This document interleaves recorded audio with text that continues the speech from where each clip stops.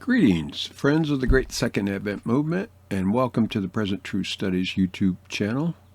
I'm your host once again, Brother Eric, and welcome here for another update during the ongoing General Conference session, St. Louis, Missouri.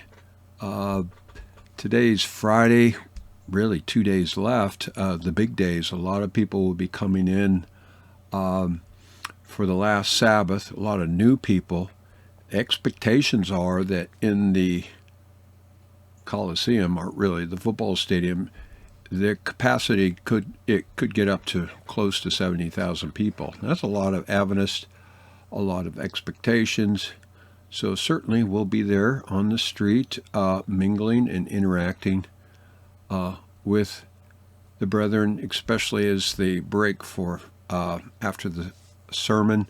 We'll be partaking in the Sabbath school, the worship service. And that brings up an interesting point. I'll tell you a few experiences from the street that help dispel misconceptions, because often the conception is, oh, those people out there on the street, they're offshoots, or whatever, or they're not Seventh-day Adventists. And this is patently false, but how do you disarm that prejudice? Well, I'm going to share you a little story that happened to a sister that was out on the street a day or so ago. So what I'll share today, it'll be a brief report, is some of the other things that are out there on the street. And let's be honest, let's be frank, there's still freedom of speech and freedom of religion in the United States. So you're going to have every kind of ministry out there peddling the wares, trying to draw people to an interest to their ministry and gain converts. Now, this is also true in the exhibition area. I'm going to tell you an interesting story there, but if you got a lot of money and so forth, you can rent a display, and of course there are ministries there, large and small, vying for your precious dollars or money, or trying to get into your churches. So I heard one report, there was a ministry, a man was really emphatic about the King of the North in Daniel 11, and of course he was wanting to get into churches, and he has some new insight. Well, hint, hint, he doesn't. Private inspired. The answers about King of the North, actually, we had a track and we had a poster on that, and those tracks are gone already. I mean, that was a hot button topic, so we're going to probably be doing more videos to follow up, but that was one of the hot items of discussion, identifying the King of the North, King of the South in Daniel 11:45, and events going into Daniel 12. So we ran out of literature. That particular track, The World Yesterday, Today and Tomorrow, track number 12. I've been promoting it. If anybody wants it, of course, we will certainly, we gave out business cards where people can contact us, or you can contact us, and we will be happy to get you an electronic version and a print copy. So today I'll share with you some of the other, I guess you call, true offshoots that are out there. There are offshoots out there, but how do you distinguish between an offshoot and an upshoot? Well, you got to know your doctrines, you got to know your theology. So I'm going to give a couple examples of things that were out on the street, and then I'll share a couple experiences of what I call nothing more than divine providence. I mean, how else do you explain these things that happened to one of the brothers out there witnessing with the charts, and then another experience with one of the sisters? So that will be my report today. So come on in. We'll look at a couple pictures of activity on the street. This was a van here that pulled up in front of one of the major entrances. It's kind of like a three-quarter circle. It's at the elbow of the junction, right between the dome where the session is held and the convention center. So it's right at that intersection. So this is where a lot of people come in and out. So they parked strategically. I don't know how long they were there, probably acting as if they were loading or unloading. But here they got this clear advertising high tech and a key code so you can scan it. Warfare over the matter, and a website, and making reference to an Ellen White statement, manuscript 86, 1910, paragraph 29. And then another, I guess it was a rotating series of graphics, another one, established by force, when church and state unite. And then they have the website. And then I'm going to go to the next slide. You get a little bit, that's that entrance to the convention center and the dome. A lot of traffic there. So here's their third one called What is That God? And it's an image from Daniel 2, of course, and a key code to invite you to a free documentary. Now, what is this? Okay, it's important to be able to identify this. So I went to either one of those websites. They're all connected. It's really to one single website. It's a high-tech, very slick website and content. There's no question about it. But the bottom line, what is it? And it took me about 5 minutes to idea. It's anti-Trinitarians. Okay, it would be expected they'd be there. They were there 20 years ago, more or less, with just tract literature or whatever. But now, I'm not saying this is the same ministry, but we don't know. But, oh, yeah, this one's a ministry out of Colorado, because you can go there. They have the website about us and how to contact and so forth. So, that's their big thing, the nature of God. And one of the keys, when I looked through some of their pages, is they make a big emphasis on the fundamental beliefs. We got to go back to the 1889 fundamental beliefs, and that the ones that have been codified start in 1930, and the current version, known as the 28 fundamental beliefs, are corrupted because they describe the Godhead in terms of three persons. So that's a telltale sign. In order to deal with these people, you got to really know your stuff. And if anybody's interested, I've done prior videos, but you can contact us. I have a series of documents to expose the fallacy of these arguments. Now, there were fundamental beliefs in 1889. You can get them, download them, examine them. Here's the bottom line. They're not anti-Trinitarian. They're not clearly, because at that point it wasn't totally formulated, but if you look at how they're worded, it's ambiguous. It's not pro-anti-Trinitarian, so they're trying to make it appear that way, but it really isn't. So they have very sophisticated arguments to justify that, but here they're clearly here to recruit Adventists. They visit local churches, and they're here at the General Conference session. So I think the key for us is to, what I'm trying to train the brethren is how to figure out, quickly identify what's behind it, and then how to deal with them. So that's part of the training for the brethren there on the street. All right, let's go to the next slide. Okay, here is another ministry that showed up.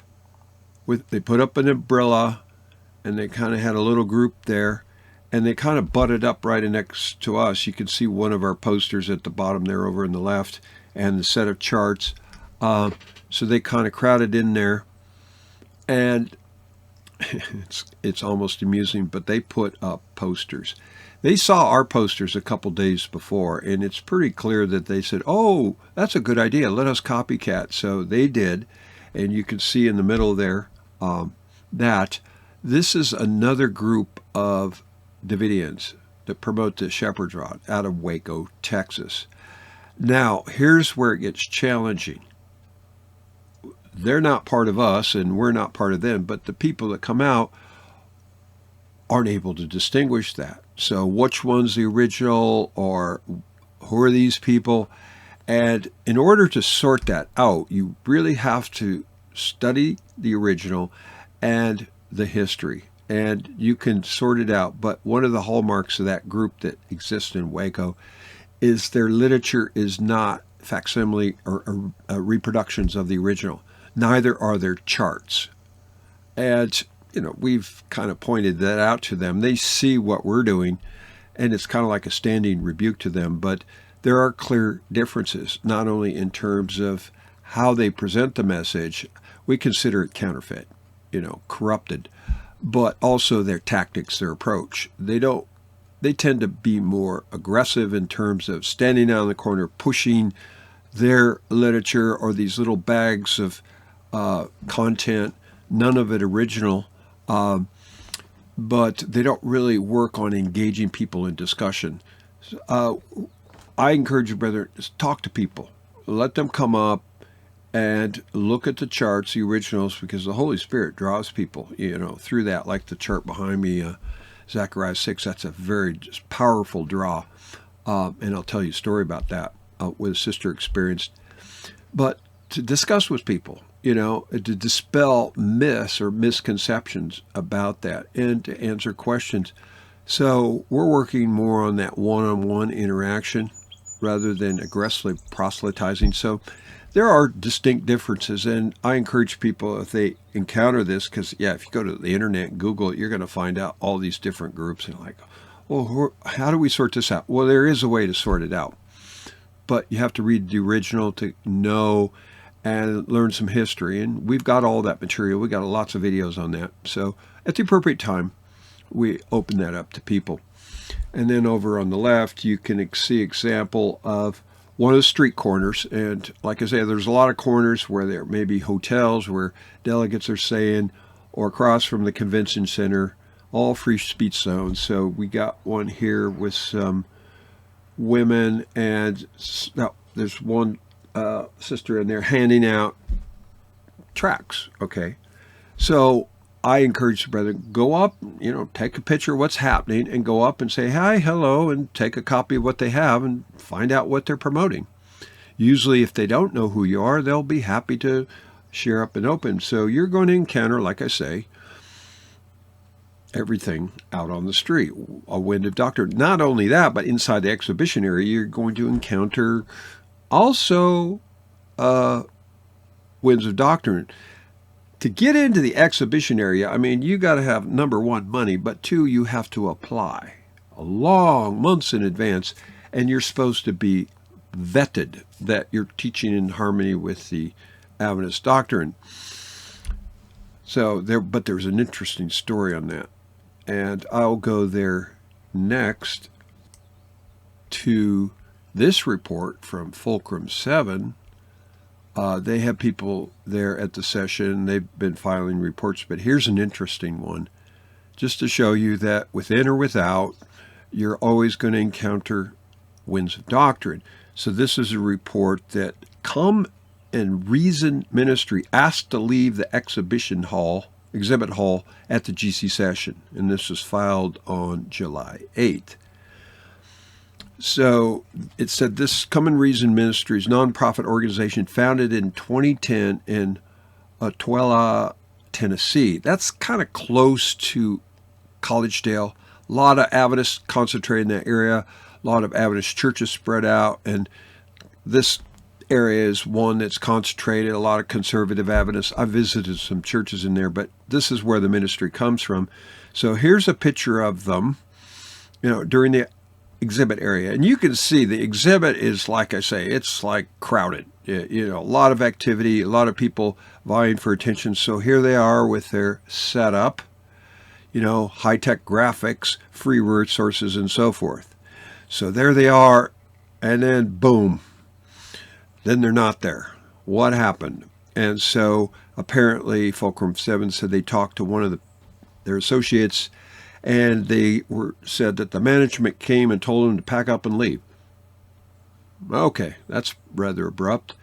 Looks like they obliged, but the question is what were they doing? Well, this is what happened. Is obviously they were sharing content material, and people look into stuff, begin to ask questions, and they probably got reported because some of the teachings, the doctrines. And so the guy behind this is named Tim Jennings. Okay, and apparently he used to be a Sabbath school teacher at Southern, And then there were some questions about some of his teachings, and then later he set up shop, you know, close by to Southern there. And the two things that raise red flags is one of his teachings that God does not destroy, so therefore nobody will be destroyed in the lake of fire. God loves us too much, so even Satan himself will be destroyed. And you would think, whoa, that doesn't sound biblical. Well, don't be surprised. I ran into this doctrine, God does not destroy, oh boy, almost over 20 years ago when I was living in Connecticut. I was having studies with a guy, and he was all excited about that. And it influences people. There was a famous Adventist physician named Lorraine Day. Some of you have been around a while, but God helped her cure her from cancer, and she had a series of videos back in the early 2000s that were very popular, and she got caught up into this doctrine. I don't know where she is now, but at any rate, it is a doctrine that raises its head every once in a while, so that's certainly, I would say, a valid reason not to, not to allow them to have access to all these people. So they weren't properly vetted. So they'll probably end up out on the street like everybody else. But the irony is yes, there are going to be winds of doctrine, but just because somebody is not allowed in doesn't mean that everybody's teaching error. Most of them are, but the irony is that the truth is out there, okay? The message of the soon coming great dreadful day of the Lord, judgment for the living, sealing 144,000, and so forth. So that is not an offshoot, it's called an upshoot. God has a message for this church. And so we have some posters, like the 1888 message. There are people that are into that, but it's like they don't realize that it was predicted to return after a 40-year wilderness wandering. And we had a poster with that, where Taylor Bunch talked about the Adventists talked about that in the 1920s. And the message came back right in 1930, right on time. So it was interesting. The brethren on the street with that poster talked to people that recognized that. And I said, well, here, would you like to know more about it? This message that came in 1930 called the Shepherd's Rod. And so that opened a door for discussion and dialogue. And some people said, they were open, to go further, because I said that message is very important. 1888, righteousness by faith. One of the sisters told me that in those discussions, she realized that she did need to know more, learn more about that. And that's one of the beauties of being willing to go there, is you interact with so many different people with different ideas, some people trying to promote their stuff, that you really have to know your stuff. And it's an opportunity to realize where, hey, I don't know as much as I need to. And so I encouraged her. I said, when you get home, get a copy of the book, Christ Our Righteousness by A.G. Daniels. It's still available, but he was an eyewitness, 1888. And then Ellen White materials on the 1888 message. And then the Whelan and Short book. I've talked about that before, but if you go through those sources, you'll have a fairly good understanding of 1888. So it's an opportunity to fill in the cracks, so to speak, if you find yourself not understanding things as well. So you make yourself vulnerable, but also that's an opportunity to improve and recognize areas where you're deficient and then grow and improve. And so that's the blessing of being there. The brethren that we were involved with have been very brave. They're day after day in the hot sun, and I commend them for their courage and their opportunities to interact with people. I want to share a couple stories that you can attribute to nothing other than divine providence. In one case, a brother who's from United Kingdom, clearly has that accent, was out on the street, and he ran into a woman, and they got into a discussion, and the topic kind of centered around the number 144,000, literal or symbolic. I mean, that's a huge issue of controversy. We've done videos in the past. If you're not familiar with it, a lot of views and a lot of comments. Well, this woman was insisting that they were symbolic. So the brother said, well, wait a minute, sister. Have you considered that John heard the number, at 12,000 times 12?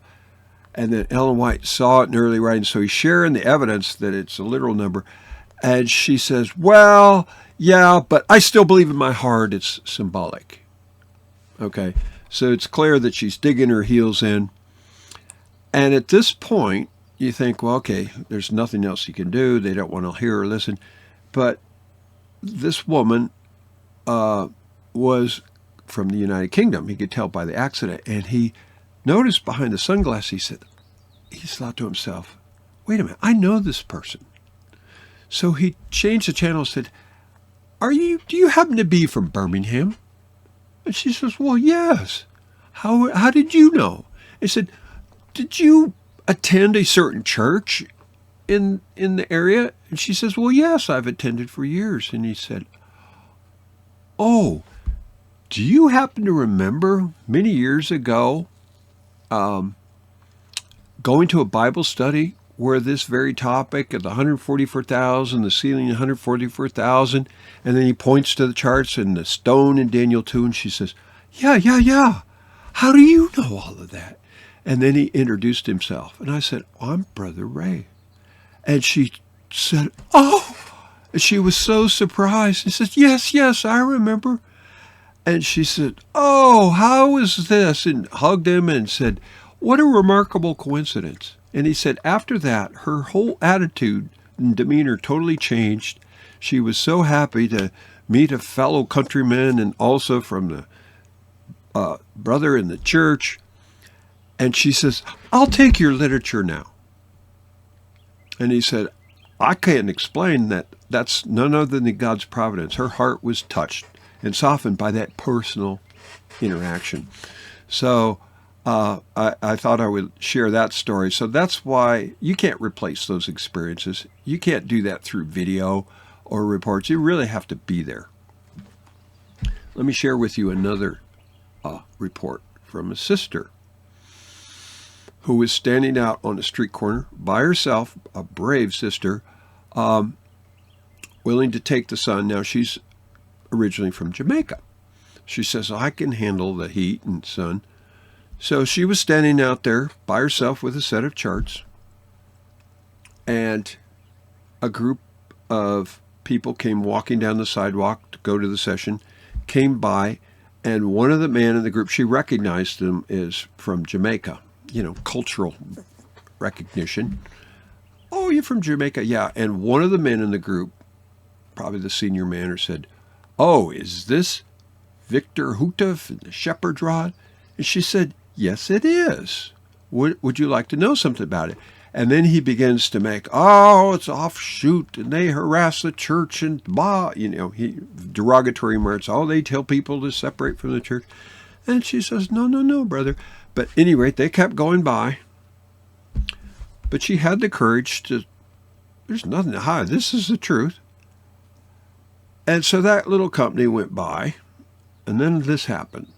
She said, you wouldn't believe what happened. He said, one of the young men in that group, maybe 17 or 18, circled back around and came right up to her and said, I was born and raised in this church, and ever since I can remember as a child, when Davidians would come around and they'd say, oh, shepherd's rod and those group out there, don't deal with them, don't talk to them. He said, I always wondered, what are they so afraid of? Can you share with me? I want to know. And she said, sure, here, and handed him some literature and said, brother, go pray and investigate for yourself and trust that God, the Spirit of truth, will guide you to all truth. So the moral of this story is, don't be ashamed of the gospel. This is the present truth for the flock, the extra oil. So I've encouraged them, be bold, and even if you're out there alone, God will bring about the divine appointment. So they were so excited to share those testimonies, and I'm excited to share them with you. But those are the experiences you're not going to get anywhere else. I'll leave you with one final report, a challenge in a way, as they were out with the table and the literature and the charts and the posters, and somebody came out probably from the exhibition area. They had a booth in there, and said, "Can you tell me in a summary what you believe?" Like a bullet list, like a brief summary. And so this is something I teach people. I said, Davidians in the past have had this cookie cutter formula. Oh, well, we have to invite people and sit down and have a formal Bible study that takes 2 hours. I'm like, there's a time and place for that. But out on the street, no, that's not how it works. You have to be able to relate and share something about whether it's Daniel 2 and the stone coming from the mountain or the ceiling and 144,000, anything in those charts. Let those charts speak. But you should be able to give a study in 1 or 2 minutes, emphasize the high points. So they were asked that question. So I said, well, okay, what are you going to give them? And they were, I have the track here. Oh, here it is. They were, the one brother started to share some bullet points verbally, and they related experience to me, and I said, okay. And then he began to give the bullet points, and then the guy comes back and says, well, wait a minute, can you give me the references, like more detail? And they were stumped at that point, and they asked me later, and I said, here's what you should have done. I said, while that one person's engaging with him, the other person, I said, I would have gone over and got out a copy of this track called Fundamental Beliefs and Directory of Davidian Seventh-day Adventists. And in it, it lists the fundamental beliefs, and this was published in 1943. At that time, the Adventist Church had 22 fundamental beliefs. So we follow the fundamental beliefs of the Seventh-day Adventist Church, but on page 11, it starts, in addition. So the additional 14 beliefs, the added light, this extra oil, the present truth. So in there, for example, is the idea that Ellen White predicted another prophet to come. Testimonies of Ministers, page 475, big controversy. Or details about judgment for the living, the sealing of the 144,000, and so forth. So I said, here's your bullet list, but get this in their hand if you want more details. And then, on any of these topics, then here, take some of this literature. Contact us. We'll be happy to share more details. So the whole idea is, like, people want something in a brief summary, and like I said, fine. Now, I encourage the brethren as an exercise for practice is go to the charts and use the charts. So give them a summary of here in Zechariah 6, the horses and chariots. This shows the paradox of the Seventh-day Adventist Church and the solution to all the problems happening with the corrupt leadership in the General Conference session. Okay, they wonder what's going to happen, what God's going to do about it. Well, here's the answer, out on the street. So you can give them a summary of that in 2 minutes or a couple minutes, and then hand them the tract.